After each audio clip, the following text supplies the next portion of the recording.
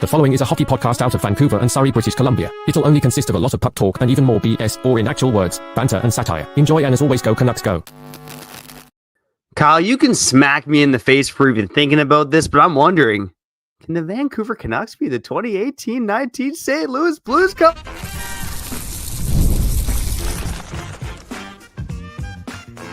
You're Locked On Canucks, your daily podcast on the Vancouver Canucks. Part of the Locked On Podcast Network, your team every day.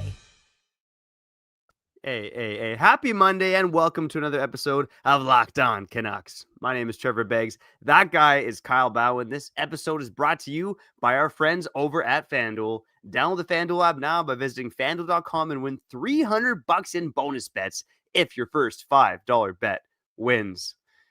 Kyle, look, man, I know you want to smack me for even suggesting this, the Vancouver Canucks being the 2018-19 St. Louis Blues, but forgive me, man. I just want to believe in a little bit of hope. And look, all of us know the story broadly of the 2018-19 St. Louis Blues, how they sucked in the first half of the season and how they somehow went on to win the Stanley Cup. I just want to take a deeper, closer look at that 2019 Blues team to see if there are any similar paths that the Canucks can take to find that kind of success. I think there are some things that Canuck fans might find interesting, some hope that they could cling on to. There's also some key differences between the Vancouver Canucks and that St. Louis Blues team. Kyle, I know you also want to talk about the Gavin McKenna sweepstakes. So you and I are we're like yin and yang, man. Maybe we aren't twins after all. Yeah, Trevor, take it away. This is all you, because I don't know what type of research you did to spew up a little bit of hope here, but yeah, just go ahead. Go ahead. All right, so the 2018-19 St. Louis Blues, at this point of the season, when they were 23 games in, like the Vancouver Canucks, they had won 8 games. So the Vancouver Canucks are finding themselves in a very similar spot right now. At this point in the season, they had already fired their coach and brought in Craig Berube in, so they had not yet gotten the head coaching bump from their new bench boss. Diving into it a bit closer and just reading some articles on from Blues blogs, really their low point of the season wasn't even until the end of December. Again, after a mediocre start, much like the Canucks had, they'd actually managed to find a way to win 5 of 8 in December, and then they lost 6-1 and got completely outplayed, completely dominated by the Pittsburgh Penguins in late December. They'd go on to lose their next game to the New York Rangers 2-1 to end the month of December, a Rangers team that was rebuilding at the time. And then from January onwards, of course, they found lightning in a bottle and managed to have success. When I look at that Blues team from that November, December time period, look, they had a number one center in Ryan O'Reilly, who they spent big assets for, producing at a similar clip to Elias Pettersson, who found another gear when it came to the second half of the season. On paper, they had a not bad defense. They had their number one defenseman, Alex Pietrangelo. They had Colton Parayko, Joel Edmondson, Jay Bouwmeester. I think Marcus Pettersson and Jay Bouwmeester, man, it's just like, Marcus Pettersson kind of reminds me of the Swedish Jay Bouwmeester, just tall, lanky, supposed to be good at playing defense. And they had some guys as well. Again, not players that you think would be Stanley Cup caliber, but a guy like Jaden Schwartz, who maybe kind of reminds people of Connor Garland. They had their number one sniper in Vladimir Tarasenko, who was struggling a bit as well. They had pieces there, but Kyle, for me, one of the big reasons why St. Louis did get that bump was because their head coach got them playing a tighter system, a system where they weren't as permissive defensively. And look, the St. Louis Blues at this point in the season, back in 2018-19, they were a team that struggled to create offense. They were bottom 10 in the league in expected goals for. They were bad defensively. The Canucks are the worst team in the league defensively, so there's still a bit of a gap there.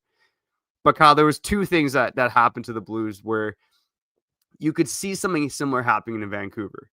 One was, of course, they got Jordan Binnington. They had a goalie in net who was healthy, who was elite. You could see the Canucks potentially getting that with Thatcher Demko, but you would actually have to stay healthy for that to happen.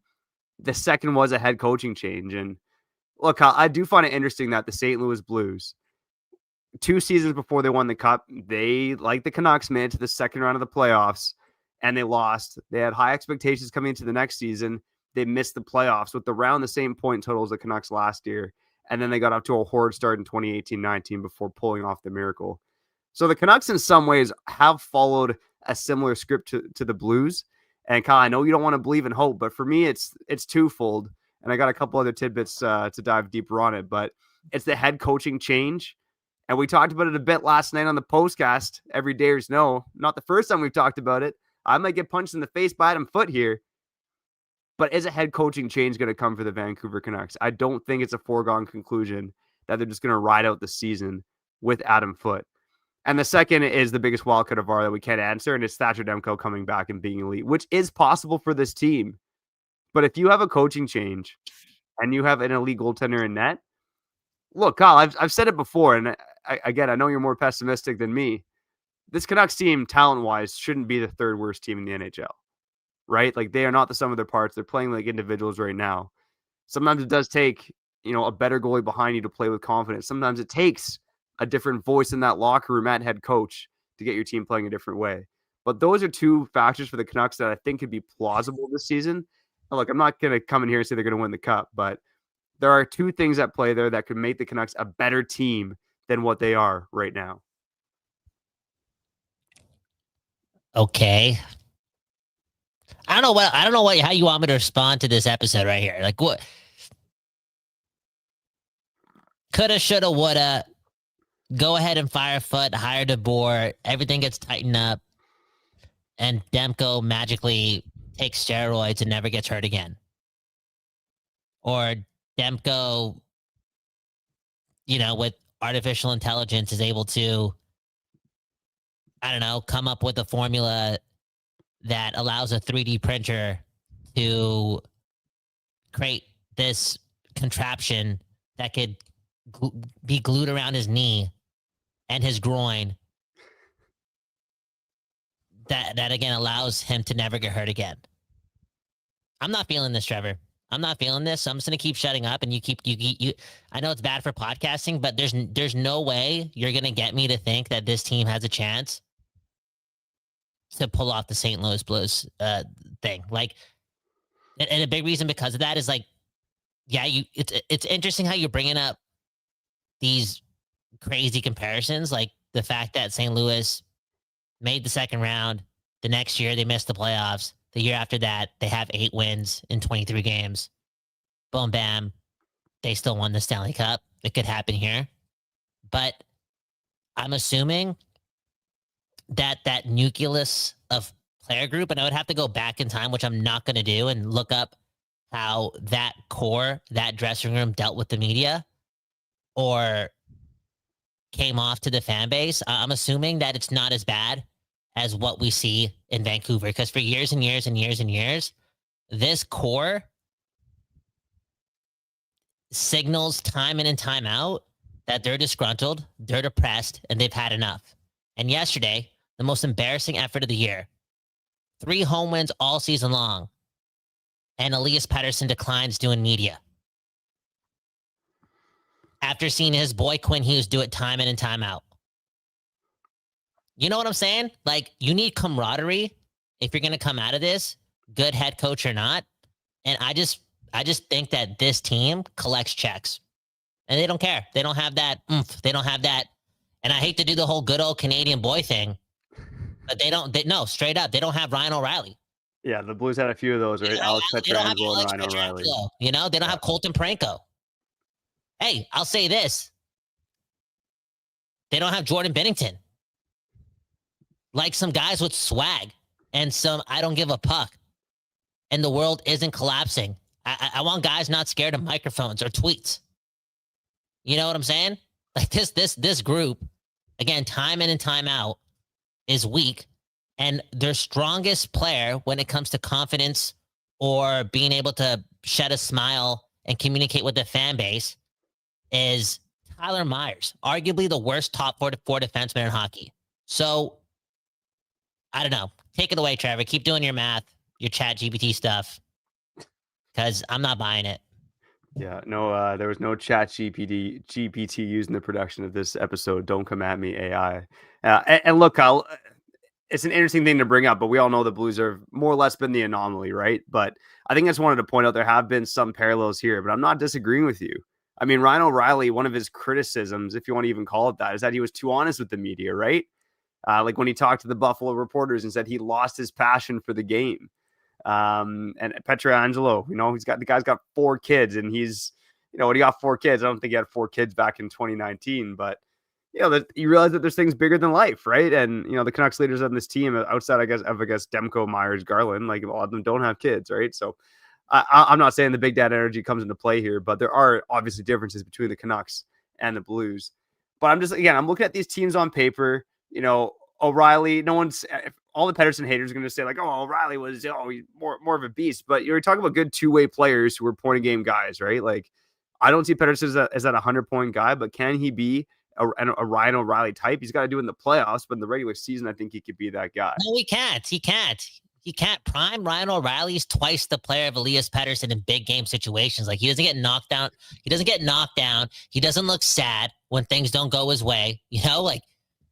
Like they're not this. It's not even close. It's not even close. It's not close. Maybe different scenario. Maybe Elias Pettersson goes somewhere, but go somewhere else and is able to man up. And same thing with Quinn Hughes and not always look so sad. And again, like, can somebody strike hope and instill that a miracle could happen? I don't know. Outside of Tyler Myers, you know what? Or maybe someone outside of like gotta catch them all, Jake DeBrusk.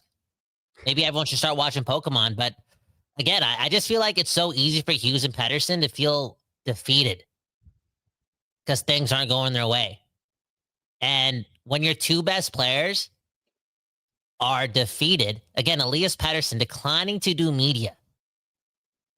Not doing it after a 5-2 loss to the Flames. I thought this season was important. I thought you wanted your revenge.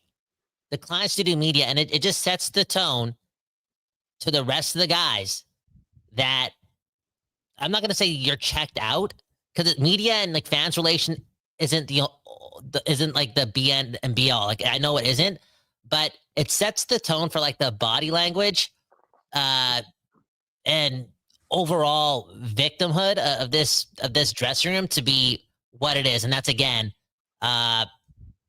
just depressing. Just like a bad place to be. I think there's a key point there, Kyle. Sorry, go ahead. Hey, with Ryan O'Reilly and Elias Pettersson, like off the ice, they're completely different guys, right? And I agree with you. They're not talking to the media, not taking ownership and account. Ryan O'Reilly always did that. Like, even going back to some of his interviews in December of 2018, just very honest with the media about how things needed to be better, how the team wasn't playing well enough. Like, even though he was a new guy in that dressing room, he always stood up to the media and he always answered the questions, right? So that is a huge difference. But in terms of their on-ice play, like, I think they can be comparable players, like point-of-game guys who are good at both ends of the ice. Like, that's what Elias Pettersson has been this season, and that's what Ryan O'Reilly was in 2018-19. And they were about the same age at the time, too. They're both 27-year-old guys. So, look, I mean, I'm trying to cling on to some optimism here, but I'm just saying there are parallels between that Blues team and this Canucks team. But one key difference, and I'll leave it at this, Kyle. The Blues had some depth at center ice, right? Like, they had Ryan O'Reilly, Braden Shen, Tyler Bozak as your third line center, and then they kind of like Oscar Sundqvist, even a young Robert Thomas playing games with that team that year. The Canucks don't have that center ice depth. And that's why I get scared about management when you hear rumors about, Rick Dhaliwal today even saying Connor Garland, if he gets traded, it's for a second line center. It's not for futures and picks, which is kind of maddening to hear. And I don't think it's prudent for that team to do that. But this team desperately needs a second line center. Like, you can talk about a new coach giving them a bump, Demko giving them a bump, and I absolutely would think that they can be better than they've been so far this season. But you need depth down the middle, and just David Kampf and one love to Atu Ratu, Teddy Bluger, Max Sasson. It's just not going to get it done. Yeah. All right. Let us. Okay, just no more false hope. Like, no more like, oh, we're gonna trade for a second line center. Like, I'm so sick and tired of this team, like, spewing out to the people and leaking out to the people that they're gonna try doing it this way as opposed to the way that's worked for other teams. Like, look at how the St. Louis Blues got a player like Ryan O'Reilly. They already had Robert Thomas.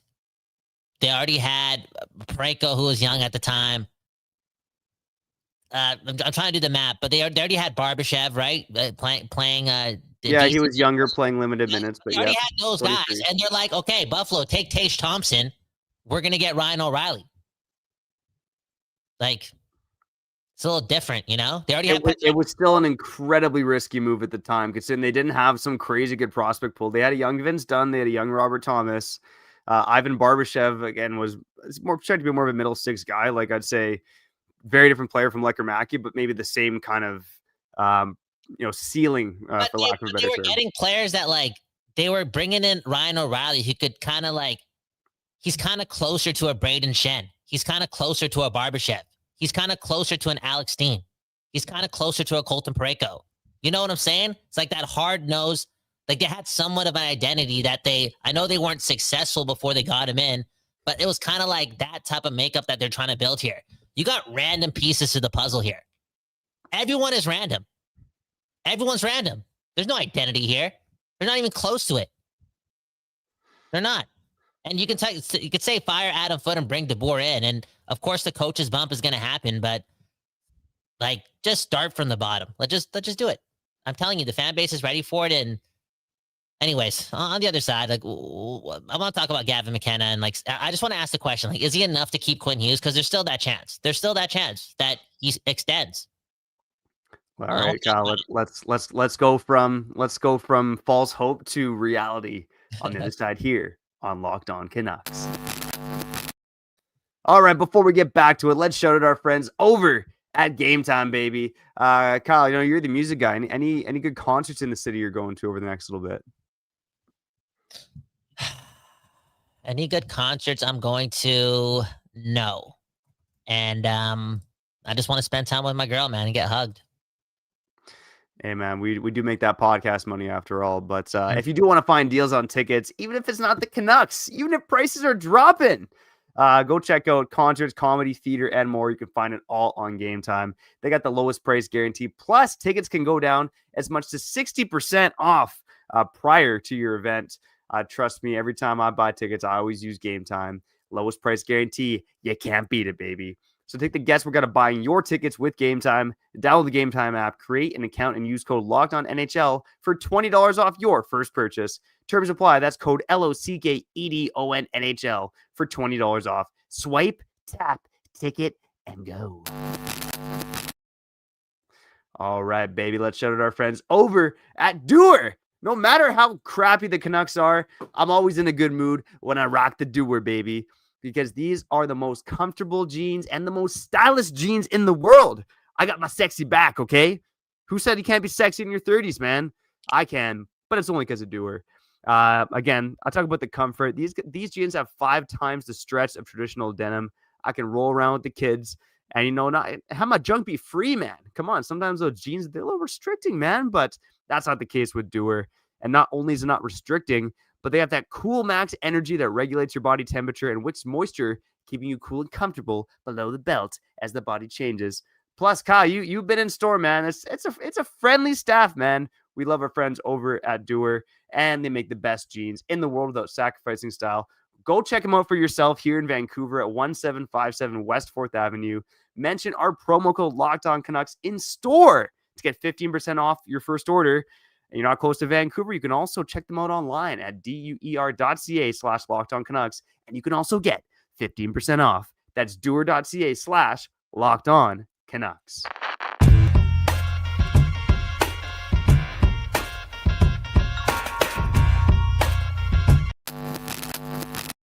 People, we back doing this, and that's being depressed.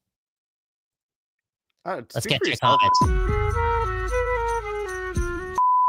Yeah, speak for myself. I don't got kids like you, okay? Anyways, NGK saying, did you see Fred single us out as an important tour stop? You know Fred again? Sorry, Fred again? You know Fred again? Touch all the buttons. Like he's a EDM electronic. Interesting. No, I don't. He's really talented. Anyways, I think he said he was going to post on his story today to give the people of Vancouver details about where his show's going to be this Friday. But go check that out. Go check that out, people. Tap in and enjoy yourself. Damn, dude. No, I'm a big house music kind of guy. Well, you should go. You should go take you and your lovely wife should go, man. Straight up. Next comment. Trevor, finish it off before I read it. No. My wife's leaving me this weekend. You're leaving me this weekend, man. I got no one, man. Yeah, I'll be in Toronto. I don't know if people know this, but I'm coming out with a children's book. It's almost done. Shout out to the homie Adrian. Should we brag a bit? Former Emmy winner for his work. Brag. This guy's got a resume. For his work on. I'm so sad right now and depressed that I forgot. What was it? What's the show again? What's the show that he got the Emmy for? Rick and Morty. Yeah. He was working on Rick and Morty for years and years and years and years. We made a children's book. Maybe I gotta start advertising it on here very soon. But I'm going to Toronto to showcase it. And why I'm supposed to read a comment, okay? Mother Knucker saying, I'm going to go to all of Aquilini's hotels and pull the fire alarms while I'm there naked, okay? Mother Knucker spent $1,000 to come to the West Coast in March, I believe. I think we want to do our first little get together for that one too. Like, I'm thinking like a 30, 40 seat venue. I was going to think about doing it at the studio, but I'm also thinking about doing it at Amsterdam Cafe. Anyways, Mother Knucker spent $1,000 to come up here and watch the Canucks, and yeah, I feel bad for him, man. I think Mother Knucker, you need to go to therapy again because you're spending money like an idiot. I'm sorry. That's the way I'm feeling. Hey, that's the way I'm feeling. I'm sorry, Mother Knucker. What are you doing? You should come to the West Coast and watch the game at the bars, but to go to the arena and support this. Trevor, before we continue though, I'm sorry, Mother Knucker. I'm so sorry for calling you an idiot. I'm just a bully right now. Okay, I feel bad. And Trevor, come hug me. Did you hear that Sportsnet caller cry on Sportsnet 650 last night? And what are your thoughts on that? Because some people are judging him, saying that it's not that serious. Blah blah blah. All in all, though, it was a telling phone call. Yeah, I feel bad for the guy, man. Like, look, sports means something different to all of us, right? And some of us have kids we can go hug and forget about how much our sports team stresses us out. But some people, like, maybe sports is their life, man. Like, I've been down there, maybe more in my younger days when I didn't have to wipe ass and take care of kids and treat my wife well.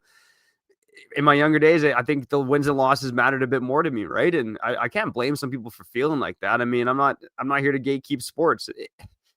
Look, it is sad that a Canucks team being this bad can make a fan cry, right? And you don't see any hope. And who knows how long he's been a fan, right? It's been 55 years with no cup. We're talking about the most cursed team in NHL history, in my opinion. And look, if I thought long and hard about this Canucks team, they maybe make me want to cry sometimes too, Kyle. I keep thinking back to I did a Locked On crossover episode with the 4 bottom teams in the Pacific: San Jose, Seattle, Anaheim, and the Canucks. And on that show, I was confident that the Canucks were going to be, of those 4 teams, the one team that could get out of the bottom 4 in the Pacific and make it back to the playoffs. They're the worst of all those 4 teams right now, Kyle. It's an absolute disgrace. Yeah, it makes me angry, so I can't blame a fan for crying. And even Bick said before the caller even called, I'm pretty sure Bick was shout out Sportsnet 650. For shout out Dan Riccio too. Like you like talk about the people. Dan Riccio moving on from Sportsnet 650. Thanks for all your conversations and being there for us. One love to what's next. But Bick was talking about how statistically speaking and analytically speaking, the Vancouver Canucks have been worse than the pre-Connor Bedard Chicago Blackhawks and the pre-San Jose Sharks, the pre-Macklin Celebrini San Jose Sharks. Like, that's how bad this team is right now through 23 games. And it's like, okay, I'm glad I had that information. I hope that Jim Rutherford and Patrick Alvin and Francesco Aquilini, I hope they listen to the post-game show too, so they could kind of hear that stat, because it's kind of obvious that, again, it's like this is the time to tank it. Speaking of tanking it, I'm wondering, Canucks fans, let us know right now, is there any chance, even if it's a small chance, where Quinn Hughes takes some pride in what went wrong with the Canucks this year again? And after the Canucks get the #1 overall pick, whether it be Gavin McKenna or that Stenberg guy from Sweden or that, Keegan Barish, what's his name? Keegan, what's the guy? Verhoff. Like, whether it be, again, a top 3 pick, a top 2 pick, a #1 pick, do you think there's a chance that the Canucks win the lottery and they don't even have to convince Quinn Hughes to sign a contract extension? He just wants to do it on merit and, back up this team? Like, do you think there's like more than a 50, close to a 50% chance that it happens? Because you never know. You literally never know. Because you know why I say this, Trevor? Like, everyone is signing extensions. I thought everyone was supposed to leave their teams this year and shop around it in July 1st. No, everyone has signed a mega contract. And I know the Quinn Hughes situation is a little bit different because the team sucks. But I'm just saying you never know. And maybe the best of both worlds happen. And that's, again, the Canucks win the lottery and they still extend Quinn Hughes. Like, I think that, in essence, is peak what could happen this season. Like, if you're looking to grab onto, like, our version of the Stanley Cup, that's it right there. Yeah, I want to keep it optimistic. I'm the guy that wanted to do the comparing the 2018-19 Blues to the Canucks, not because it's likely, just because I wanted to dive deeper into it. I was the one trying to be optimistic, Kyle. I'm not sure if I could follow your optimistic train on this one. Just, again, being around Quinn Hughes, seeing how much he hates to lose, the amount of losing that's already gone on in Vancouver, to see him go through another year of it, and then just decide, I'm going to resign because we have Gavin McKenna or Keaton Verhoff or whatever. Like, I have a really hard time. I know Quinn Hughes is a smart hockey guy, and I'm not saying it's a 0% chance, but I'm not saying it's a 50% chance. I think that's, I don't think that's likely in the slightest. It is different because his brothers are out there. It is different because his brothers play on a winning team, and it is different because he's going to have 1 year left in his contract. I really don't see it happening, but hey, man, I guess never say never. Maybe it's different if the Canucks end up like the Islanders, right? Where they're like the 10th worst team and they luck into the first overall pick, and you think, okay, we were worse than we expected, but we weren't the worst, and we still got a top 10, then we still got a first overall pick. Maybe that's a recipe, but I think I think it's clinging on a hope a bit too hard there. Sorry, bud. I want to make you happy, man. No, but it's not even about being happy. I don't, dude. With Quinn Hughes on this hockey team for like 8 years, our team's ass. So I'm just here to win. Like, that's why I'm okay moving off of Quinn Hughes, because it's not like we won with him. And I agree that all of his leadership happened on the ice, and I'm actually content with that. But based on the makeup of this team and how they're unable to be resilient and like not break and continue to fold, and based on the fact that, again, you're seeing very little camaraderie on this team, like Quinn Hughes' leadership ability with this core being the top dog isn't it. It's not working, and it hasn't worked in Vancouver. Again, Quinn Hughes has been here for a long time. Elias Pettersson has been here for a long time. Brock Besser, who's arguably been one of our worst players in the last 3 games, he's been here for a long time too. These guys don't know how to win. They don't know how to bring the boys together. They don't know how to make the group tighter. Again, the Vancouver Canucks, I'm hearing things and I'm seeing things. This is the way they work. They clock in for practice. As soon as practice ends, they clock out. They clock in for the games. As soon as the game ends, they clock out. There's no team building. I'm not going to say they're collecting checks, but they're not working overtime. Yeah, well, honestly, man, it comes from the leadership group. We talked about it, but I will say I did get a tip today that a few of the Canucks, more of the depth players out in the community, at Children's Hospital, kind of visiting the kids. So one love to those Canucks doing the good things. I know Baines was among that group. So there are Canucks doing good things. Okay, Kyle, there's 1 or 2 comments I wanted to get to that I want to answer, and let's rip through Goats of the Week as well, because it's a bit less goaty than usual. That's coming up here on Locked On Canucks. Before we get back to it, let's shout out our friends over at FanDuel, baby. Man, oh man, my Seattle Seahawks keeping it alive. And I don't even want to check those Super Bowl odds. I should have bet at the beginning of the season, because the Seahawks team is an absolute wagon, man. And Kyle, we talked about it last night. What's going on in the NFC, man? No one's running away with it. The Detroit Lions barely beating the New York Giants. The Eagles lost to the Cowboys too, right? Unbelievable stuff. Can we talk about Jameis Winston being a future Hall of Famer? He's going to get there. He's going to get there. Like, not just on his stats, because his stats won't get him there, but as an ambassador of the league. Like, yeah. Like, Jameis Winston's a better leader than Elias Pettersson. Dude, Devin Cooley might be a better leader than Elias Pettersson, man. Like, let's get Devin Cooley on the team. That guy's giving all-time interviews, man. That's the guys I want on my team. That's the guys I want to cover with the Vancouver Canucks. I'm not sure how to transition out of this, but go bet on the Seahawks to win the Super Bowl. Do it on FanDuel. Right now, FanDuel's giving new customers $300 in bonus bets when your first $5 bet wins. Again, same game parlays, live in-game bets, all that good stuff. Head on over to FanDuel.com and sign up to play your game with FanDuel and download the app today. That's it, buddy. Let's get back.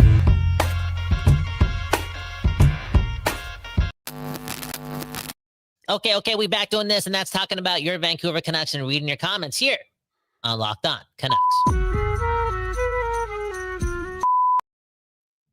Bobby Bluger saying the Predators look like a sad sack. Yes, the Predators are actually worse than the Flames and worse than the Canucks. The irony there is that Ryan O'Reilly is actually part of that team, and I don't know. I'm not putting it past this team to make a trade for a guy like that, even though he doesn't want to come to Canada and whatnot. I wouldn't be surprised if that's their fix. And you know what, Trevor, at the end of the day, it may cost a lot to get Ryan O'Reilly at one point. Cause again, I'm not banking on this team actually choosing the rebuild. But if we're talking about the St. Louis Blues from 2018, and now we're talking about, again, the Nashville Predators and Ryan O'Reilly and him being available, if you do acquire Ryan O'Reilly somehow, some way, I'm assuming you could flip him again if it doesn't work out. Potentially, he's got a reasonable cap number, right? It's not inconceivable. Worth noting what the Blues team that season, like Ryan O'Reilly, they made that trade on July 1st, even though they missed the playoffs. They gave up a boatload of assets to get him, and it looked like a terrible move. It's like, why did you pay assets to get this guy for one of the worst teams in the NHL? They didn't really make any other trades that season. They just relied on Bennington and the coach's bump and gelling as a group to get them there. Kyle, like you said, there's a lot of guys in this room who haven't done a lot of winning, so it's harder to believe it because of that. I want to show this comment from Bob Bluger, and it kind of ties into the other comment. Are there any other teams at the bottom of the standings that are as sad to watch as our team? Obviously, the Predators got thrown out. One team I will bring up is the Toronto Maple Leafs, and I think Toronto, Buffalo, and Vancouver, when I talk about the most cursed teams in NHL history, those are probably the top three. And Toronto fans came into the season with higher expectations than the Canucks. I know they ran Mitch Marner out of town, but you expected them to still be in the mix and compete and qualify. And they look like a lost organization right now. And, they got one of the best players in the league on their team too. And I know they've had to deal with injuries too. But Toronto, I think, is up there with the Vancouver Canucks this season in terms of hard watches. Yeah. I mean, look, we got the blue and green glasses on. I don't give any love to Toronto, but it's a fact. I don't think I'm giving love to Toronto. Like, they've been a sad watch this season, and they're right down at the bottom of the standings with the Canucks. No, but like, and don't get me wrong, there's probably some more uncertainty there too. Not more so than us, but just based off of like losing Marner and just looking like a different team and potentially having their window closed. But at least that fan base has been able to watch some meaningful games over the last like 4, 5, 6 years. And I know they don't make it to the second round much and all that jazz, but at least they have some of that. And again, it doesn't equate to our goals and dreams. And to be honest, if you're a fan of a sports team, like, I feel like you can only really celebrate that team, A, if they win a cup, or B, if they get to the Final Four. You know what I'm saying? Like, that's a good run. That's something to brag about just a little. And the Leafs haven't been able to do that. But the Canucks, A, again, have signaled to their fan base that they want to win. And B, dude, they've been as bad as the Buffalo Sabres. It feels like that since 2011. It's like, when, like, we really have to do some plotting. And again, I'm ready for this, the being more patient and whatnot, but it's looking like it's going to be one of those things like, oh, the Canucks are finally good after 19 years or 21 years. The Canucks finally make the playoffs 2 years in a row. That's what it's looking like. You know what I'm saying? Because now if we reset the cupboards, we're not making the playoffs this year. We're not making the playoffs next year. Maybe the year after, right? Like, you never know. Like, you just never know. You never know. But let's say we're not making the playoffs for another 3 years. It's like, holy crap, do the math. Like, there could be a point. Let's just push it up to 5 years, okay? The Canucks could go from like 2011 all the way to 2031, and it took them that long to be a consistent team. That's aging us, but it's going towards that. And I know that's a little scary, but the reality is the way they're doing it right now is getting them there regardless. Like, if they don't choose to rebuild now, we might have to wait till 2039 to like find consistency in the organization once again. Why are you laughing at it? It's the truth. Like, some teams don't make the playoffs for 26 years. 2039, I think, is a hard thing to predict. But I see what 2031, like, you're again, look at the rebuilds in San Jose and Chicago, even, right? Like, those have taken a few years, and just now, like, they're not even playoff teams yet. Trevor, look at the Detroit Lions. Like, last year was the first time they won a playoff game since like the 1990s. Yeah. You know what I'm saying? Look at the Toronto Maple Leafs. It took them 20 plus years or like 19 years to win a playoff series. That's where we're going. It feels like that. I know we beat Nashville 2 years ago, but look at Nashville now. We beat probably the worst playoff team in the history of hockey. No, for real. And we barely beat them. We're getting 15 shots a game. Yeah, and that's it. Maybe they only made it because they had Kiefer Sherwood on their team. But no, here's some food for thought. And Dan Jody reminded me of this. Boston Bruins have the Toronto Maple Leafs first-round pick unprotected this year due to the Brandon Carlo trade. It does make me wonder if Boston, who's had a better start than people believed, if they're in the playoff mix, do they offer a first for Kiefer Sherwood? I'm not saying the Leafs unprotected first, but like Kiefer Sherwood seems like exactly the type of player that the Boston Bruins would want. Dude, something to think about. If I'm the Canucks, I'm making trades like that. Like, not even just for like this. Like, if I'm trading for first round picks, I'm trying to predict, like, maybe I'll try to acquire 2028 first round pick. And I'm just doing it. I'm playing games like that. I'm thinking ahead. Anyways, Trevor, don't do the goats today. Okay. I just want to read one more comment and let's get out of here because I know I'm sorry, guys. I'm sorry. Okay. Cash saying, sorry guys. I was late to the show. Was too busy eating my cashews and smoking cigs. This may sound like a confusing sentence, but, Cash is alluding to Adam Foote's comments today regarding player evaluation and how he's not, I'm paraphrasing just a bit, but he's not okay with burying a young player based on what some dude in Russia and his like mathematics are saying about a player while that guy from Russia in his mom's basement is eating cashews and smoking cigarettes. If you think I'm lying, Trevor, this is why I use the internet. I'm seeing the truth. That's exactly what Adam Foote said. I actually heard him say it too on my way to work. And Adam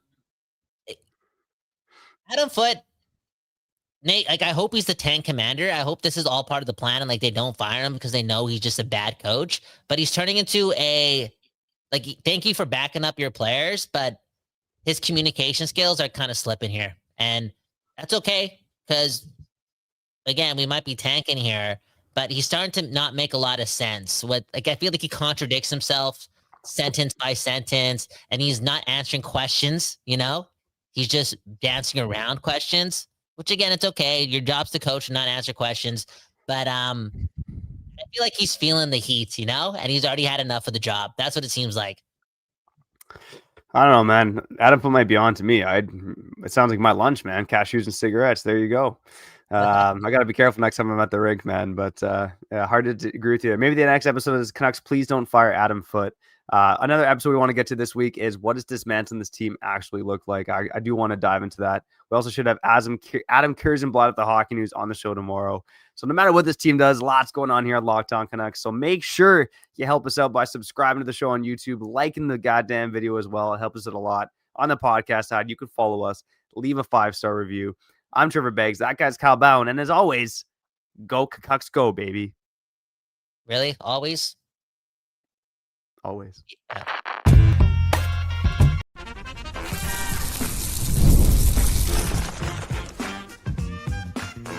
Your Locked On Canucks, your daily podcast on the Vancouver Canucks, part of the Locked On Podcast Network, your team every day.